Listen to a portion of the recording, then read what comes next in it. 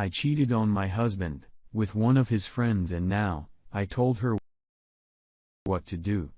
I want him back. My life is terrible without him. Before we get started, make sure to subscribe so you will never miss a video. So let's get started. I cheated on my husband with one of his friends, and now I told her what to do. I want him back. My life is terrible without him. I made a huge mistake, and now I'm caught in such a fuck you situation, and don't know what to do anymore. I just wanna advise, but if you're mean, I understand I made a huge mistake. This is a long story. Me 23 female and my husband, 26 male, have been married for around 3 months, but we've been together ever since my sophomore year of high school, his senior year. We've done everything together. When we went to college, we made sure that I would go to the same school. He even turned down a better scholarship to go to a school that I had a better chance of getting into, since he was one of the smart kids, and I was one of the more average kids. And when he finished, he immediately started working so that he could support us, and I dropped out because he knew I hated school. He works as a software engineer right now, leaving company unnamed, obviously. Sorry for the long background, but I just wanted to show that I do love him with everything in my being, and everything he has done for me, and I wouldn't give him up for anything. I stay at home and take care of the typical cleaning and cooking and house maintenance, so we have a good relationship. And we both put in a lot of work to make sure things stay afloat. Before I get into this, I should say that my physical attraction to him wasn't the same as when we were in college. Ever since he started working, he started to work out less and doesn't come to the gym with me as often. Is that fat or anything? But it's obvious he doesn't have as much muscle and the things he had early in college, like his six-pack, which he knows I used to love, or long gone.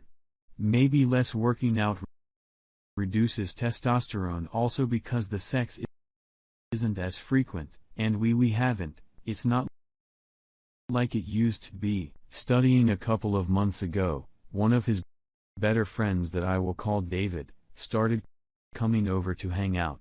Usually, I don't like his friends in our place so frequently, but me and David instantly clicked.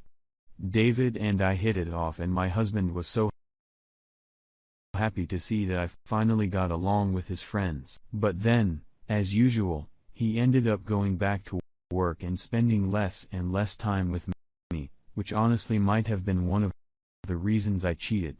When we were about to get married, he promised me we wouldn't fall out of touch like in the movies, and that he wouldn't abandon me for work. But that's exactly what I feel like happened. David started swinging by couple of hours before my husband get home to wait for him comfortably, so we started hanging out. We did everything together that I felt like my husband should have taken the time to do with me. We binged Netflix talk about so much. Went out movies whenever people saw us.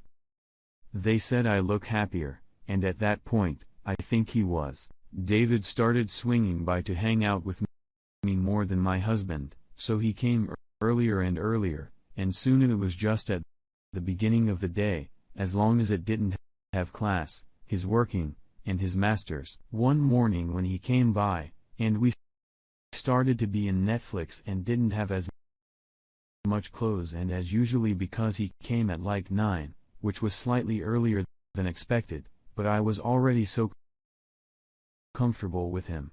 It didn't matter. I only had a big shirt on and some underwear, and I didn't even realize until it was too late that I wasn't wearing a bra. So I felt awkward. Then David, as a joke, took out his clothes. He had only a shirt and his boxers and climbed into bed to me saying, it was on this time, and he was abnormally closed, but I ended up moving in even closer. He put his hand on my thigh, and I ended up moving on to sit in between his legs. And before I even thought about it, he turned me around and he started grinding an erection into me, and I kissed him. I didn't intend for it to go further than that. But it was everything that my husband wasn't anymore. He was still built, and I could tell he really wanted me more than my own husband had, so we ended up having sex. I trusted him, of course, so we never used production throughout that day, and he gave me the opportunity to feel ways and do things I hadn't done in so long. I thought I would feel bad right after, but I didn't. I was only really excited that I was desired and wanted and satisfied again. Me and David continued his relationship for months, and I ended up giving him the nickname Hobby because I really felt like he was my true husband the way he treated me. But of course, he started to get possessive, like men do. And this is where the huge problems began. Whenever we had sex, he wanted my wedding ring and I ended up losing it, and my husband immediately noticed because I made a point of never having it off. But that was only the first thing. David told me to stop kissing my husband. I'm really treating him like he was my husband at all. And I did it. I treated my husband like shit because he manipulated me into believing he was a shitty husband and person for leaving me so alone. I went back on birth control, and whenever he used protection because he didn't like it. And I never objected because I just enjoyed the feeling of being taken again. I stopped kissing my husband. I put as much distance between us in bed as possible, and I made a point to never have sex with him no matter what. I called him fat and ugly when I got angry, where it was upset, and it's just sent my marriage into ruins. David was still around, and I guess my husband realized how lovey-dovey I was with David because he started making accusations, and of course, David got possessive again.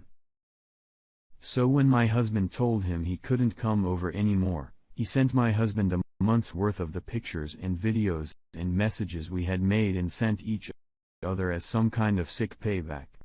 When my husband got home, he was infuriated, and he screamed and threw things. And I had no idea what to do, and I realized that David didn't really care about me as much as my husband did if he was willing to expose me like that. He started yelling about how hard he was working as if I didn't help around the house. And he broke a lot of my personal items. He was crying in the corner and talking about how he wanted to kill himself, and I was so scared because he randomly kept lashing out again. He kept asking the questions, half yelling, half crying about how often and how long it had been going on, and I broke down and started crying too and told him everything. He looked at the videos on his phone getting angry again because I told David the first loved him, and that he was better than my husband and other things that installed him. In the videos, he saw that we were having sex in our marital bed, and that whenever you used a condom, and he always finished inside me, and I could see something in him just break, maybe because he was my first time back in high school, and I didn't let him do any of that until we were married. He kept scratching his skin and harming himself in weird ways and insulting himself like I would insult him when I got angry. And I was scared he was going insane. Thankfully, the neighbors called the police due to the yelling, although they took his side a little more than mine, and they asked me if I had somewhere else to say, so I don't know if they hospitalized them or not. Now I live with my mother and I'm working potting again.